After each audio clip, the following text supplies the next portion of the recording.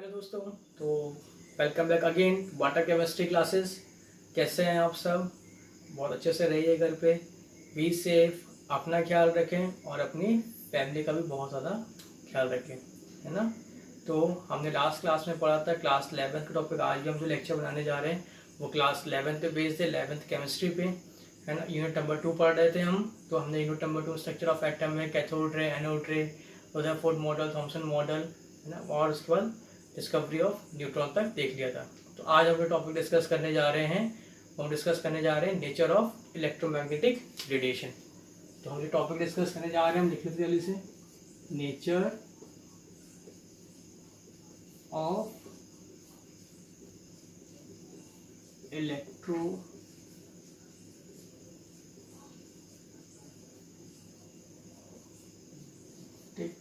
Radiation.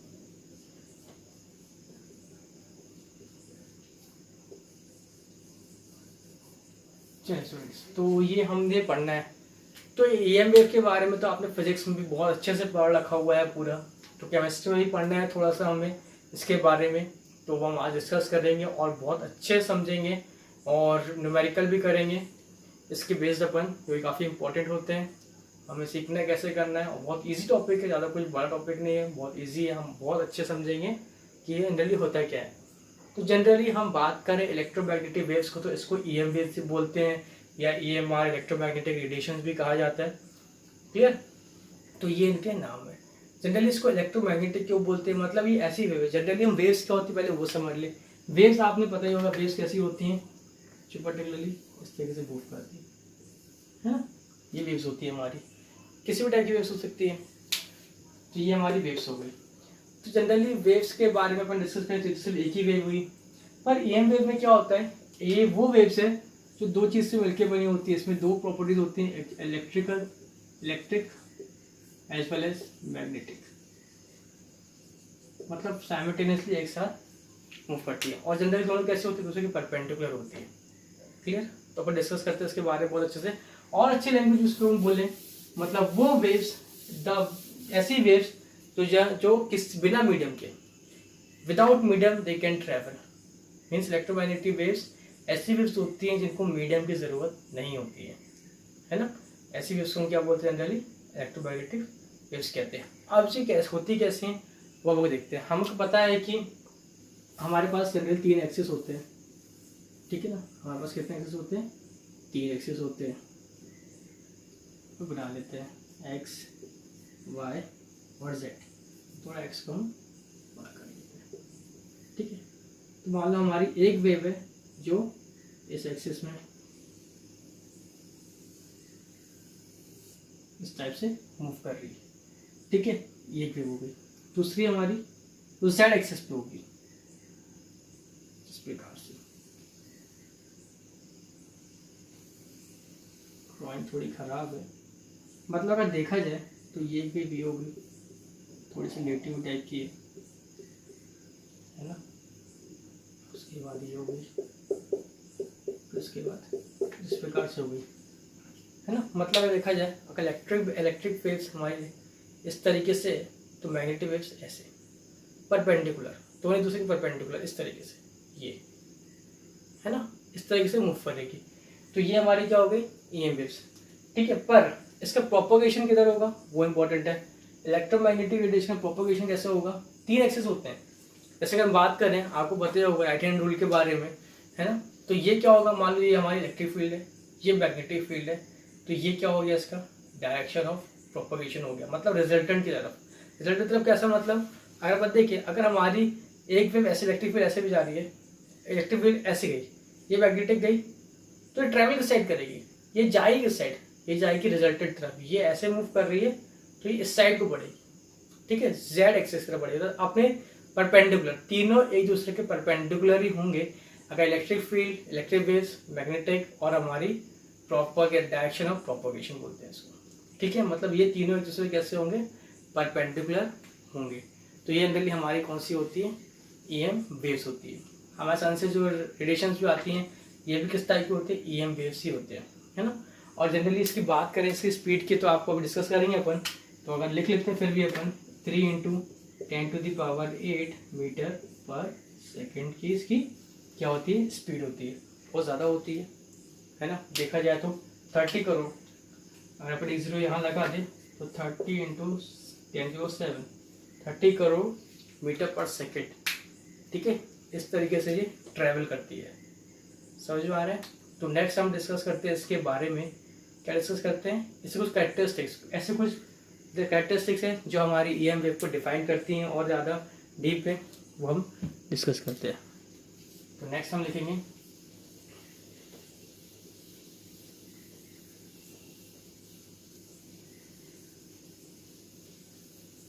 क्या लिखेंगे, characteristics of EM waves. सबसे पहले हम इसमें जो पढ़ने जा रहे हैं, कैरेक्टरिस्टिक्स सबसे पहला पढ़ने जा रहे हैं, वो है इसका सबसे इंपॉर्टेंट वेवलेंथ,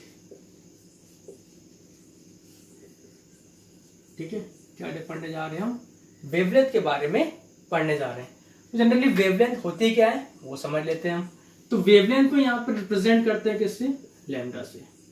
किससे रिप्रेजेंट करते हैं, लैम्डा से रिप्रेजेंट करते हैं। जनरली वेवलेंथ होती क्या है ये समझते हैं।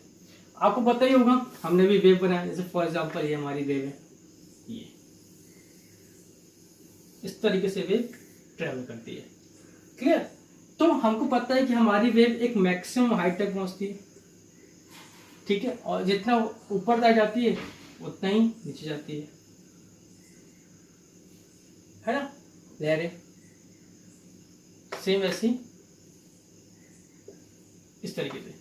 तो what is the wavelength, wavelength क्या होती है वो समझते हैं हम। पहले हम समझते हैं वेवलेंथ की डेफिनेशन लिखेंगे इसकी। तो जो जितना हाईएस्ट पॉइंट पॉजिटिव, अगर अपन इसको एक स्केल बना ले तो ये अगर पॉजिटिव बोल दिया अपन ने और ये वाली नेगेटिव बोल देते हैं अपन, है ना। तो जितना मैक्सिमम हाइट तक पॉजिटिव जाती है इसको हम क्या बोलते हैं, इस पॉइंट को हम बोलते हैं क्रस्ट। क्या बोलते हैं, क्रस्ट। तो ये भी क्या होगा हमारा crust. It is a maximum point जो हमारी वेव जहाँ तक जाती है फिर वहां से वापस नीचे आने लगती है। और जो नेगेटिव वाले में होते हैं इसको क्या बोलते हैं, ड्रॉप। क्या बोलते हैं इसको, ड्रॉप, ठीक है। तो what the wavelength, wavelength means the distance between two crust और the distance between two drop. इसको हम क्या बोलेंगे, wavelength of the wave. Means definition क्या होगी, it is the distance between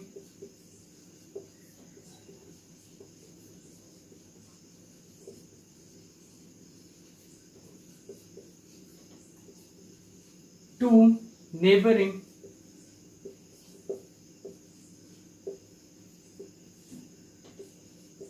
crust और trough। नेबरिंग क्यों, क्योंकि आसपास होने चाहिए ना। आप तो बोलोगे सर यहाँ भी क्रस्ट बनेगा तो इसका डिस्टेंस निकालोगे, आजू बाजू वाली नेबरिंग के क्या होगी, डिस्टेंस का बीच में क्या होगा, वेवलेंथ ऑफ दी वेव, ठीक है। समझ में आया। जनरली डिस्टेंस की यूनिट क्या होती है, मीटर। आपको बताइए डिस्टेंस की यूनिट क्या होती है, मीटर होती है। तो जनरली हम इसकी यूनिट की बात करें तो यूनिट क्या होती है इसकी, मीटर होती है ना। समझ में आ रहा है। तो ये क्या होगी, इसकी यूनिट हो गई। और इसकी यूनिट क्या होती है, एंगस्ट्रॉम। क्या होती है,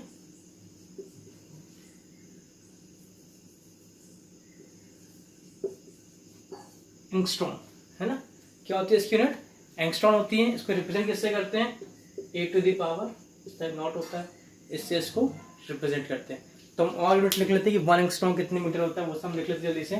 यूनिट्स के बारे में लिख लेते हैं क्योंकि हमको क्या होता है, न्यूमेरिकल्स जो आते हैं हो सकता है कि उसमें यूनिट कुछ और दी हो, हमें फिर कन्वर्ट करना हो, एंगस्ट्रॉम में दी हो तो मीटर में कन्वर्ट करना हो, तो हमको सारे नैनोमीटर में दिया हो, किसी में भी दिया हो, पिकोमीटर कैसे भी दिया हो, तो हमें उसमें कन्वर्ट करते बनना चाहिए।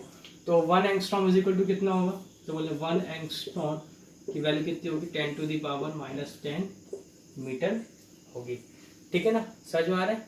इसके बाद 1 नैनोमीटर कितना होगा, 10⁻⁹ मीटर होगा, ठीक है।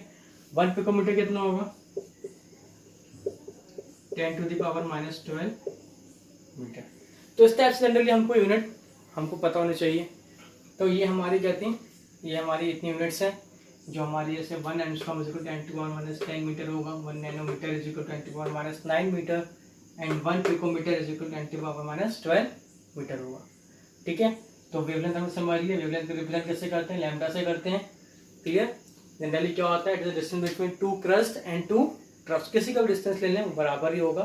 तो ये हमारी क्या होती है, वेवलेंथ, है ना। तो और अच्छे समझ लेते हैं, 7 वेव्स क्या होती हैं। ऐसे वेव्स आपने देखो समुद्री की लहरें, समुद्री लहरें से ऊपर से ऐसे आती हैं, फिर आपको दिखाई नहीं देती क्योंकि वो उतना ही नीचे जाती है ऐसे, और फिर उसके बाद थोड़ी देर बाद फिर आपको आगे दिखाई देती है। मतलब इस प्रकार से आपको देखा होगा कि कोई अगर सी साइड गया होगा तो देखा होगा कि लहर ऐसे आ रही है, फिर आपको थोड़ी दिखाई देगी, फिर ऐसे आएगी, फिर थोड़ी थोड़ी आते आते जैसे आपके पास तक आती है तो बिल्कुल नीचे हो जाती है। क्यों? क्योंकि जितना यहाँ से यहाँ गई उतना यहाँ गई होगी, फिर यहाँ से यहाँ, इस जितना ऊपर जा रही है उतने ही वेव्स क्या होती है, नीचे जाती लहरें। तो यही हमारी क्या होती है, वेव्स। आप पानी में कभी पत्थर फेंकते होंगे, नदी में तो देखता होगा या तालाब में कि कहीं भी, तो इस तरीके से वेव्स रिंग्स टाइप के बनते हैं, दूर दूर ऐसे बनेगा, फिर बनेगा, फिर बनेगा, फिर बनेगा। आपको ऊपर वाला दिखता है तो आपको नीचे वाला नहीं दिखता, इस टाइप के। तो वही वेव्स ही होती है जो पानी के अंदर बाहर से ट्रेवल्स करती है। क्लियर? तो ये हमारी क्या होती है, जनरली वेव्स होती हैं जो हमने अपनी डेली लाइफ में कहीं भी देखा होता है। तो नेक्स्ट हमारी जो कैरेक्टरिस्टिक्स है वो समझनी है, बहुत इंपॉर्टेंट। वो कौन सी है, हमारी फ्रीक्वेंसी। तो दूसरी कैरेक्टरिस्टिक हम पढ़ने जा रहे हैं, वो क्या है, हमारी फ्रीक्वेंसी। जल्दी से देख लेते हैं फ्रीक्वेंसी क्या होती है।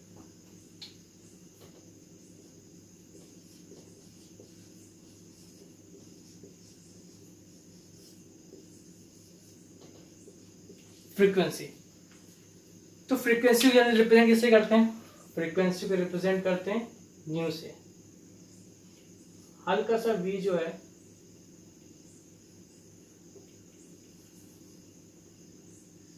ये जो हमारा v है, v को विकास वाला v, तो हल्का सा v को थोड़ा सा पीछा कर दो, है ना, लड़िया सा रहेगी थोड़ा सा ऐसा। तो इसको क्या बोलते हैं अपन, न्यू। क्या बोलते हैं, न्यू। न्यू मतलब न्यू, इसको हम बोलते हैं न्यू। तो ये होती है हमारी frequency. What is definition, the number of wave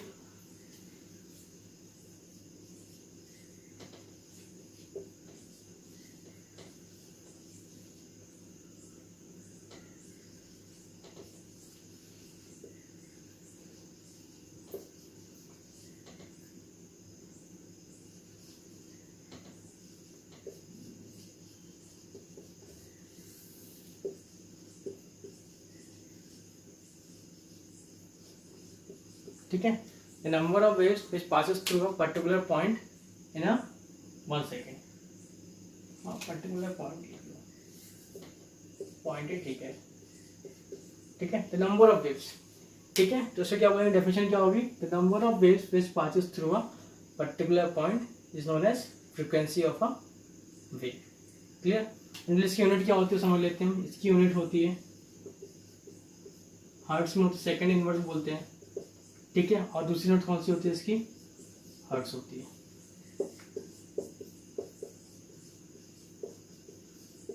ठीक है। क्या होती है, हर्ट्स। तो इसमें जनरली कन्वर्ट करते हैं, कन्वर्ट कैसे करते हैं हम बात कर लेते हैं। जैसे हमने बोला 1 मेगा हर्ट्स तो 10⁻6 हर्ट्स, हमने बोला 1 किलो हर्ट्स 10⁻3 हर्ट्स।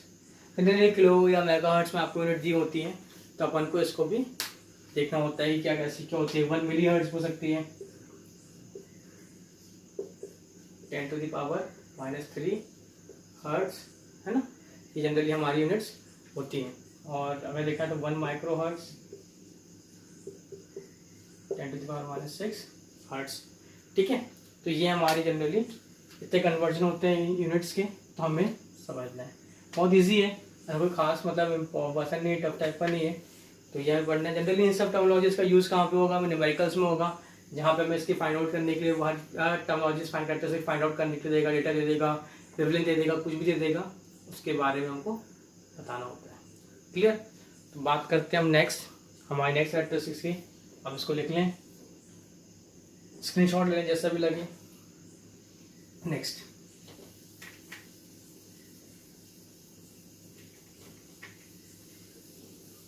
लिखेंगे speed of the wave.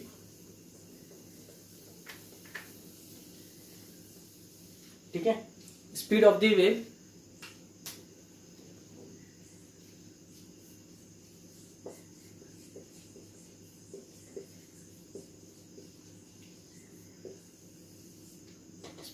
Generally किससे रिप्रेजेंट करते हैं, इसको सिंपल v से, है ना। तो इसको क्या बोलेंगे, द द डिस्टेंस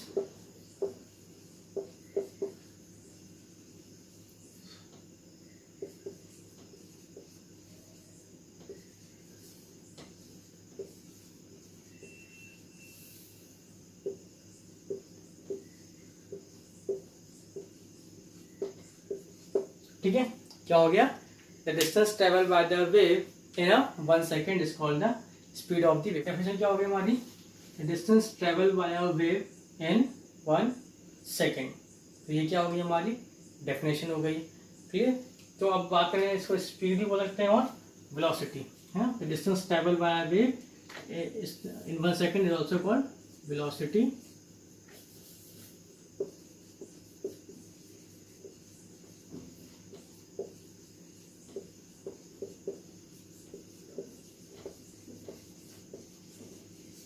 ठीक है, जनरली हमारी क्या होगी वेलोसिटी। अब जानते हैं स्पीड फॉर्मूला का डिस्टेंस अपॉन टाइम। ठीक है, आप खुद देखिए, अगर हम बात करें किसी भी चीज़ की, अगर हम इसमें बात करें कि डिस्टेंस अपॉन टाइम होता है, तो डिस्टेंस हमने किससे कैलकुलेट किया, डिस्टेंस हमने कैलकुलेट किया लैम्डा से। डिस्टेंस क्या होता है, ये हमारा लैम्डा की वैल्यू होती है, ठीक है ना। इसकी यूनिट क्या होती है, लैम्डा की यूनिट होती है हमारी मीटर में। हमारी फ्रिक्वेंसी की बात करें तो फ्रिक्वेंसी की यूनिट क्या होती है, मतलब सेकंड इनवर्स, किसमें होती है, सेकंड इनवर्स में होती है। तो हमारा जनरली इसमें क्या हो जाएगा, मतलब स्पीड ऑफ अ वेव या वेलोसिटी ऑफ अ वेव को किससे रिलेट कर सकते हैं, it can be related with the wavelength and frequency. तो it should be v is equal to क्या होगा हमारा, mu into lambda.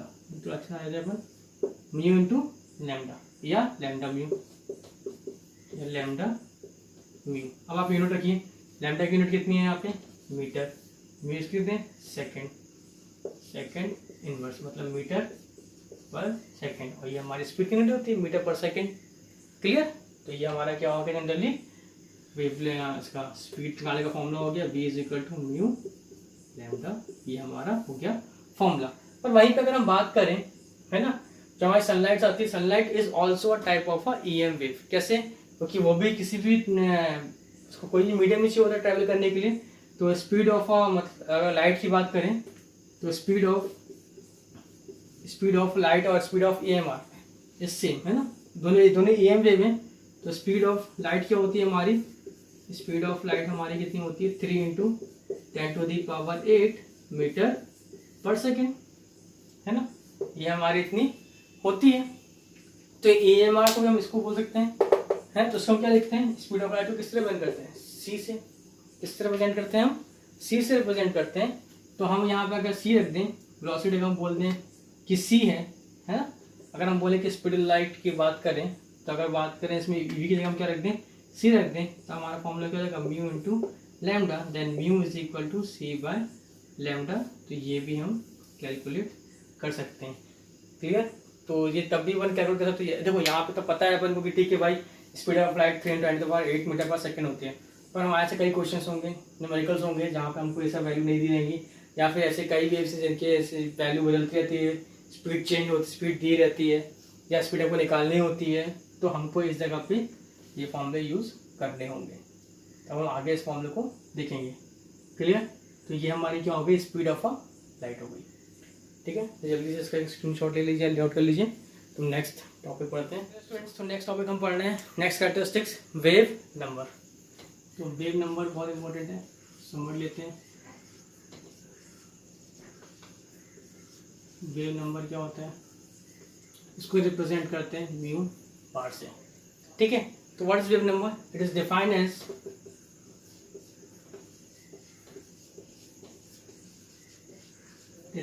As the number of wavelength per unit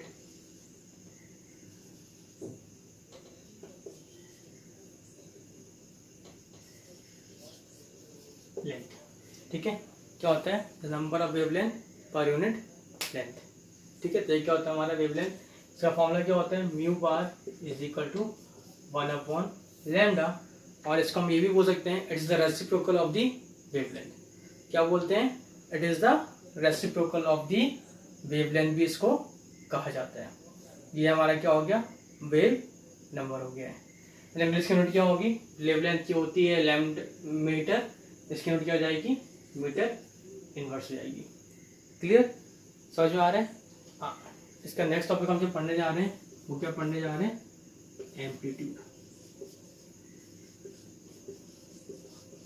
इसको रिप्रेजेंट करते हैं स्मॉल ए से। क्या होगा, it is defined as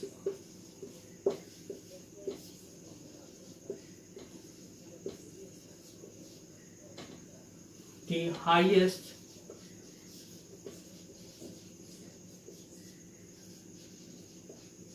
point of crest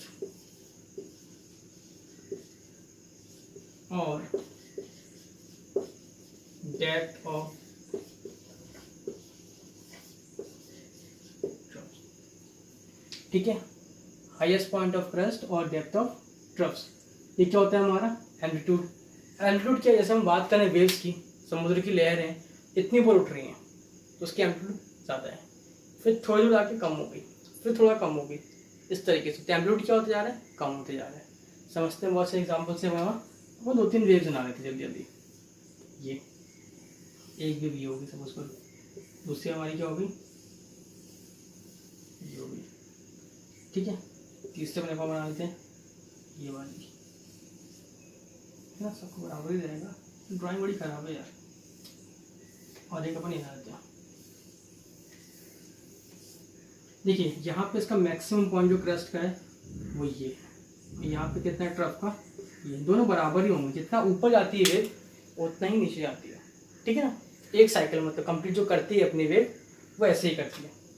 तो ये होता है हमारा प्लस है और ये होता है हमारा माइनस है, मतलब maximum point of the crust, और फिर यहीं से स्टार्ट होगा, और डेप्थ ऑफ द ट्रफ। यहाँ पे दोनों थोड़ा सेम लग रही है, तो इसका देखिए मैक्सिमम पॉइंट क्या हो गया, ये मिनिमम पॉइंट क्या हो गया, डेप्थ कितना हो गया, तो इसको बोलेंगे प्लस है, इसको बोलेंगे माइनस। अगर सपोज करें 0 लेते हैं अपन, होते ही है ना, और इससे क्या हो जाएगा, इसकी वैल्यू कम।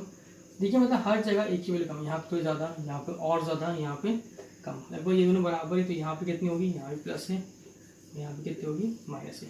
तो ये हमारी एक साइकिल होती है, ये कंप्लीट वन साइकिल। तो इसका सेकेंड साइकिल तो जहाँ से रिपीटेशन स्टार्ट हो जाती है वो हमारी क्या होती है, वन साइकिल, ठीक है, किसी वेव की। सब जानते हैं, यहाँ पे इसमें पढ़ा ही हुआ है पहले से। This is called the amplitude of the wave. तो हमने क्या क्या टॉपिक पढ़ा है, इलेक्ट्रोमैग्नेटिक रेडिएशंस पढ़ा है, उससे हमने समझा इलेक्ट्रोमैग्नेटिक रेडिएशंस क्या होता है, उसके बाद उसके कैरेक्टरिस्टिक्स पढ़ा है, वेव लेंथ, फ्रीक्वेंसी, उसके बाद स्पीड ऑफ द वेव, उसके बाद उसका वेव नंबर और नेक्स्ट एम्पलीट्यूड, ठीक है। तो नेक्स्ट हमको हम क्या करना है, न्यूमेरिकल करके देखते हैं किस टाइप से न्यूमेरिकल इसके होते हैं। न्यूमेरिकल करते हैं जल्दी से। चलिए स्टूडेंट्स, तो हम क्या करते हैं, एक न्यूमेरिकल देख लेते हैं इसके ऊपर बेस्ड। तो हमारा न्यूमेरिकल क्या बोल रहा है, yellow light emitted from a sodium lamp has a wavelength, lambda जो दिया हुआ है इट्स 580 नैनोमीटर, ठीक है। तो आपको क्या दिया हुआ है, आपको लैम्डा गिवन है, 580 नैनोमीटर गिवन है। आपको निकालना क्या है, कैलकुलेट फ्रीक्वेंसी मीन्स म्यू निकालना है, एंड वेव नंबर मतलब म्यू बार आपको कैलकुलेट करना है ऑफ दी वाइट लाइट। बहुत इजी न्यूमेरिकल है, एक से आपको देखते आते समझ में आ गया होगा, आप स्टार्ट भी कर सकते हैं, और जिसको नहीं समझ में आया तो प्लीज़ यहाँ ध्यान दें, बहुत इजी न्यूमेरिकल है। सोल्यूशन स्टार्ट करते हैं। सबसे पहले देखता हूँ दिया क्या है, तो क्या दिया, वेवलेंथ ऑफ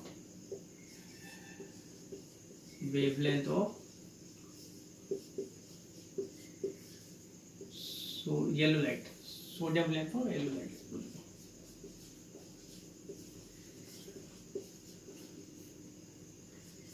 कितना दिया हुआ है, 580 नैनोमीटर दिया हुआ है। तो क्या है यार, क्या दिया हुआ, 580 नैनोमीटर गिवन है। आप देखिए यहाँ पे यूनिट किसमें दी हुई है, नैनोमीटर में गिवन है, तो हमको इसको कन्वर्ट करना होगा। तो 580 इंटू 10⁻⁻⁹ मीटर हमने कन्वर्ट कर लिया है। और ये बहुत बड़ी वैल्यू, छोटा कर देते हैं थोड़ा सा इसको, तो पहले पॉइंट अपन बता दें, 580 इंटू, यहाँ हमने एक पॉइंट लगा दिया और यहाँ हमने 10⁻² का मल्टीप्लाई कर दिया, ठीक है। बात वही है, जब 10 का 2 जब 100 का मल्टीप्लाई करोगे तो 2 पॉइंट शिफ्ट हो जाएंगे यहाँ पे, तो हमने 10⁻² लिख दिया, और यहाँ एक पॉइंट लगा दिया है और 10⁻⁻9 कर दिया है मीटर। तो हमारे लैम्डा की वैल्यू हो गई है 5.80 इंटू 10⁻⁻8 मीटर। माइनस प्लस माइनस साइन बड़ा माइनस का तो -7 आ गया, 9 - 2 2 - 9 जो भी है ना। तो हमें नेक्स्ट क्या निकालना है, फर्स्ट हमें कैलकुलेट करना है फ्रीक्वेंसी। तो फ्रीक्वेंसी क्या होती है, म्यू फॉर्मूला क्या होता है आपने अब भी पढ़ा है, 2 मिनट पहले पढ़ा है, 5 मिनट पहले कि क्या होता है c/λ, where c is the speed of light। सब जानते हैं भैया कितनी होती है, 3 × 10⁸ मीटर पर सेकेंड, है ना। पुट कर देता हूँ आगे, कितना इजी न्यूमेरिकल है यार, बिल्कुल क्या होता है चलो टाइप का न्यूमेरिकल फालतू, है ना। c की वैल्यू क्या है बस 3 × 10⁸ मीटर पर सेकेंड हो गई वैल्यू। और लैम्डा की वैल्यू हमने निकाल ही ली है 5.80 इंटू 10⁻⁻7 कितना है मीटर। तो मीटर से मीटर कैंसिल, आंसर हमारा आएगा सेकंड इनवर्स में। सेकंड इनवर्स में हमारी फ्रीक्वेंसी की यूनिट होती है, इसको डिवाइड करेंगे तो आंसर हमारा कुछ होगा 5.77 इंटू 10⁻40। ठीक है, तो ये हमारा क्या हो गया, फ्रीक्वेंसी की वैल्यू हो गई है। नेक्स्ट हम कैलकुलेट करने जा रहे हैं सेकंड, क्या निकालना है, वेव नंबर निकालना है। तो वेव नंबर लिख लेते हैं यहाँ पे हम। वेव नंबर प्रेजेंट कैसे करते हैं, is a mu bar and its formula is 1/λ। It's also called the reciprocal of the wavelength. ठीक है, तो mu bar is equal to 1/5.80 into 10⁻⁻7 metre. तो आंसर हमारा मीटर इनवर्स में ही आएगा, वैल्यू क्या जाएगी 5 पॉइंट डिवाइड करने पे 72 इंटू 10⁶ मीटर इनवर्स। ये हमारी कुछ वैल्यू होगी, गोल सा लग रहा है ये। ठीक है, तो उन्होंने कैलकुलेट कर लिया फ्रीक्वेंसी म्यूजिकल c/λ, c की वैल्यू 310⁸ मीटर सेकेंड पर सेकेंड हमने दी, दोनों वैल्यू पुट कर तो 5.17। वेव नंबर निकालना रेसिप्रोकल ऑफ लैम्डा, लैम्डा की वैल्यू क्या है 5.80 10⁻⁻7 डिवाइड कर देंगे 1 से, मतलब आंसर क्या जाएगा 5.72 10⁻6 मीटर इनवर्स हमारा आंसर जाएगा। तो ये बहुत इजी सा न्यूमेरिकल था, काफ़ी इजी न्यूमेरिकल था। हम कुछ और अच्छे हाई लेवल के न्यूमेरिकल्स थोड़ा देखेंगे, अच्छे न्यूमेरिकल्स देखेंगे जो आपको और अच्छे समझ में आए और आपके एग्जाम पॉइंट ऑफ व्यू से और क्लियर आपका टॉपिक हो सके, है ना। तो तब तक के लिए हम अपने नेक्स्ट वीडियो में आएंगे न्यूमेरिकल लेके, तब तक के लिए आप हमारे साथ बने रहें। ठीक है, और बहुत अच्छे से रहिए, घर पे रहिए, सेफ रहिए, अपना ख्याल रखें, अपनी फैमिली का ख्याल रखें, है ना। बहुत ज़रूरी हो तो बाहर जाएं, आप जानते हैं क्या हालत है बाहर की अभी, तो please be safe, God bless you all, और अपना ख्याल रखें और बने रहें हमारे साथ नेक्स्ट टॉपिक के लिए जो हम चालू करेंगे इसी के आगे। तब तक के लिए थैंक यू एंड धन्यवाद।